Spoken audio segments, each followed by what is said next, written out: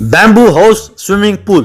एक गांव में विश्वास और इंद्रजीत नाम के दो दोस्त थे। वे दोनों चड्डी बड्डीज थे, यानी लंगोटिया यार। दोनों को बचपन से ही एक दूसरे से बहुत प्यार और एक दूसरे की काफी इज्जत करते थे। विश्वास के माँ बाप का एक दुर्घटना में मृत्यु हो गई तो विश्वास इंद्रजीत के साथ ही रहता था। इंद्रजीत की माँ विश्वास को अपने बेटे की तरह ही पालती थी।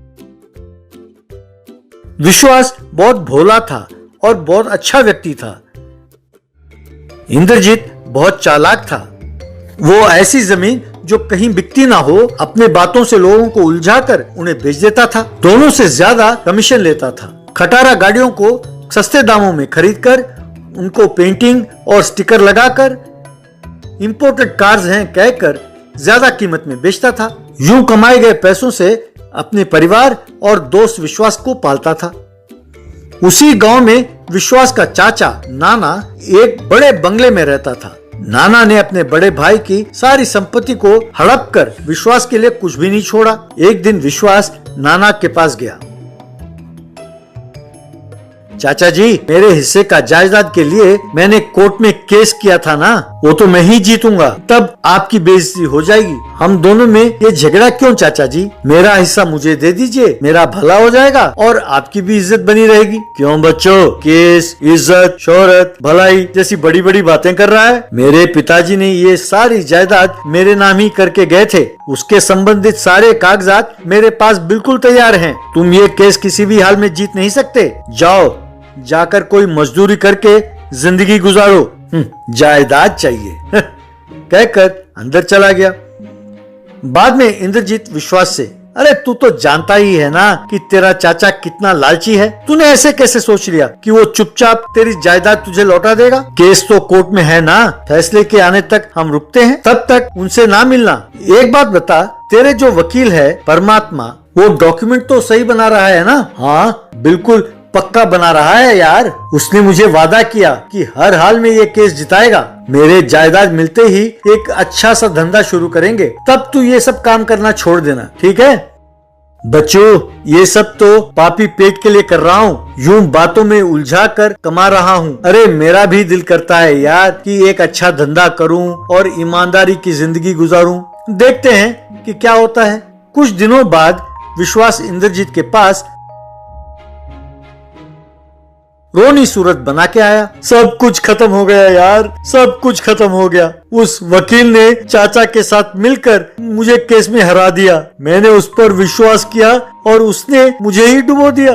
तू ही सही है यार, इस दुनिया में मेरे जैसा व्यक्ति जी नहीं सकता, जीने देंगे भी नहीं। इतने साल केस लड़ा तो जंगल के पास ही 100 गज की जमीन मुझे दिया है खैरात में। अब मेरा जिंदा रहना भी बेकार है यार। चुप कर यार, दोबारा ऐसा मत बोलना यार। हम दोनों चुंबक की तरह हैं। मैं जीने की कला जानता हूँ, तू नहीं जानता। तू ईमानदार और नेक है, मैं नहीं हूँ। कहते हैं ना कि opposite poles attract each other, इसीलिए हम दोनों एक अच्छे दोस्त हैं। तूने कहा था ना कि जायदाद मिलने पर एक अच्छा बिजनेस शुरू करते हैं। वो जो 100 गज की जमीन तुझे मिली है वही काफी है, उससे ही हम लखपति बन जाएंगे। अरे उस जंगल के पास वाली जमीन में क्या मिलेगा? मैं बताता हूँ ना, फॉलो मी।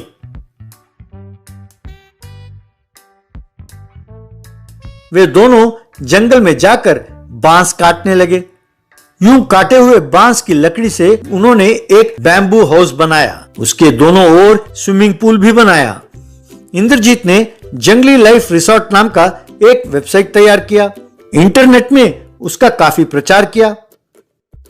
ये देखकर एक फॉरेनर दंपति अपने बच्चों के साथ वहां आई। उन बच्चों ने बैम्बू स्विमिंग पूल में खूब एंजॉय किया। उस फॉरेनर दंपति ने जंगल में हिरन और मोर के फोटो लेने लगे। विश्वास ने उन्हें बैम्बू चिकन बिरयानी खिलाया। यूं खूब एंजॉय करने के बाद उन्होंने इंटरनेट में 5 स्टार रिव्यू दिया। बस उस बैम्बू हाउस पर टूरिस्ट भारी संख्या में उमड़ने लगे। बहुत जल्द उन्होंने आसपास की जमीनें भी खरीदकर और कॉटेजेस बनाया। उनका जंगली लाइफ रिसोर्ट दुनिया में मशहूर हो गया। ये सब देखकर नाना की आंखें फड़कने लगी। उसने सोचा किसी तरह इनका धंधा चौपट करना होगा। उस स्विमिंग पूल के कारण ही लोग यहाँ आते हैं ना। इस स्विमिंग पूल में उतरने वालों को जलन हुआ तो फिर कोई वहां नहीं आएगा। एक दिन नाना एक बोतल लेकर एक बैम्बू हाउस में गया। उसने स्विमिंग पूल के पानी में उस बोतल के द्रव्य को मिलाया। तभी इंद्रजीत चिपके से उसके पीछे से आकर उसको जोर से एक लात मारा। नाना उछलकर स्विमिंग पूल के पानी में गिरा। हाय रे, अरे हाय रे, जल रहा हूँ, अरे मेरा बदन जल रहा है, अरे मुझे बचाओ, अरे मुझे बचाओ कहकर चिल्लाने लगा। उसके बदन से आग की लपटें निकली। कमीने, मैं जानता था कि तू कभी ना कभी ये हरकत करेगा, इसीलिए तेरे लिए खास इस रिसोर्ट में सीसीटीवी कैमरा लगाया था कहकर उसे बाहर निकाला। इंद्रजीत नाना से, लगता है तेरा खाल उधड़ गया, जाओ किसी अच्छे डॉक्टर को दिखाओ। इतना ही नहीं, हमने देश के नंबर 1 लॉयर को नियुक्त किया है। अब तू विश्वास का जायदाद उसे लौटाएगा तो सही, साथ साथ उसको प्रयोग करने के लिए 10 साल का ब्याज भी देगा। अब दफा हो जाओ यहाँ से। विश्वास को बहुत जल्द उसका जायदाद मिला। विश्वास और इंद्रजीत अपना रिसोर्ट चलाते हुए करोड़पति बन गए। Elephant car wash. Lal Chowk नाम के गांव में जोगाराम नाम का व्यक्ति रहता था। वो कोई कामकाज नहीं करता था और जब देखो कविताएं लिखता रहता था। सवेरे नींद से उठकर, आ गए सूर्य महाराज, दुनिया आपकी राह देख रही है। तुम निकलो तो उजाला, तुम छिपो तो अंधेरा, तुम निकला करो हर दिन, दिन प्रतिदिन। ये सुनकर उसकी पत्नी, शुरू हो गए सवेरे सवेरे। क्या ये बेकार की कविताएं हमारा पेट भर सकती है या हमारा शरीर ढक सकती है? कोई काम करने कहो तो करते नहीं, बस कविताएं लिखते रहते हो और ढींगे मारते रहते हो। हाँ, कि मेरी कविताएं मशहूर होगी। हाँ, लालच है, ये भी कोई जिंदगी है? अंगारे बरसाओ भगवान, ये फूल बन जाते हैं और दिल के तार छेड़ जाते हैं और कविताएं लिखने को प्रेरित करती हैं। तुम्हें चाहिए रोटी के लिए आटा, मैं करता हूँ जुगाड़, देखती जा। यूं वो घर से बाहर निकलकर एक आदमी के पास गया। भैया, ओ सुंदर भैया, तुमसे सुंदर तुम्हारा मन है भैया। तुम इंसान के रूप में भगवान हो, हमारी मुसीबत दूर करने वाले दयावान हो। कृपा करके दीजिए थोड़ा उधार, मैं करूंगा सारे गांव में आपका प्रचार। ये सुनकर वो फूल कर कुप्पा हो गया। उसने 3000 रुपए उधार दिए। वो पैसे लेकर अपने पत्नी के पास गया और उसे दिया। एक बार एक सिपाही जोगाराम के घर आया और, जोगाराम जी, महाराज ने आपको तुरंत आने के लिए कहा है, वे आपकी कविताएं सुनने के लिए उत्सुक हैं। ये सुनकर जोगाराम, देखा भगवान, मेरा नाम, मैंने कहा था ना कि एक ना एक दिन मेरी पहचान जरूर होगी। महाराज ने बुलाया है मुझे, तो तुम तैयार हो जाओ कि बहुत सारा सोना देंगे और इनाम भी देंगे। इससे अपनी गरीबी दूर हो जाएगी। बहुत खुशी हुई, इतने दिनों में आपकी किस्मत खुली है। अच्छी कविताएं सुनाकर महाराज को खुश करें। शुभम भूयात। कहा उसने। यूं जोगाराम सिपाही के साथ जाने लगा तो गांव वाले हैरान होकर उसे देखने लगे। दरबार में जोगाराम ने महाराज को प्रणाम किया। स्वागतम, सुस्वागतम कविराज, ये हमारे लिए गर्व की बात है कि हमारे राज्य में बड़े कवि हैं आप। जरा मुझ पर एक कविता पढ़ें। जैसी आज्ञा प्रभु। आकाश के लिए जैसा सूरज, अमावस्या के लिए जैसे चांद, समुद्र के लिए जैसा जल, इस राज्य के लिए आप हैं बल। इन सब के बिना ना प्रकृति है ना सौंदर्य। चारों दिशाओं में आपका नाम, महाराज आपको कोटि कोटि प्रणाम। ये सुनकर महाराज बहुत प्रसन्न हुआ। तुरंत महाराज, शाबाश कविराज, आपने हमारी खूब प्रशंसा की, बहुत खुशी हुई। हम हमारे गजराज को इनाम के रूप में देते हैं। ये लीजिए, ये सोने के सिक्के भी आप ही के लिए है, कहकर सोने से भरी एक थैली को भी दिया। यूं जोगाराम बड़े गर्व के साथ हाथी पर सवार होकर गांव लौट रहा था तो गांव वाले उसे देखकर हैरान हुए।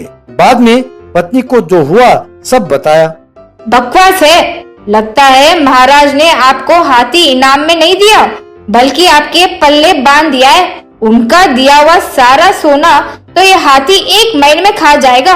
उसके बाद इसे पालने की जिम्मेदारी हमारी होगी। उससे पीछा छुड़ाओगे तो महाराज मृत्यु दंड देंगे। यूं सोना बेचकर जोगाराम ने हाथी को 1 महीने तक पाला। बाद में उसे पालने के लिए गांव भर में उधार किया। एक दिन उसे तालाब के पास ले गया। उसे पानी में उतरकर अपने सूंड में पानी भरकर अपने ऊपर छिड़कते हुए देखा। हे भगवान, इसे मैं कैसे पालूंगा? हर जीव में कोई ना कोई खूबी होती है ना, इसकी प्रतिभा का फायदा उठाकर पैसे कमाने होंगे, ऐसा उसने सोचा। बाद में गांव में एलिफेंट कार वॉश का बोर्ड लगाया। उसे देखकर बहुत सारे कार लाइन में खड़े हो गए। हाथी ड्रम में से पानी अपने सूंड में भरता था और कारों पर छिड़कने लगा। कार को साफ होता देख कार के मालिक खुश होकर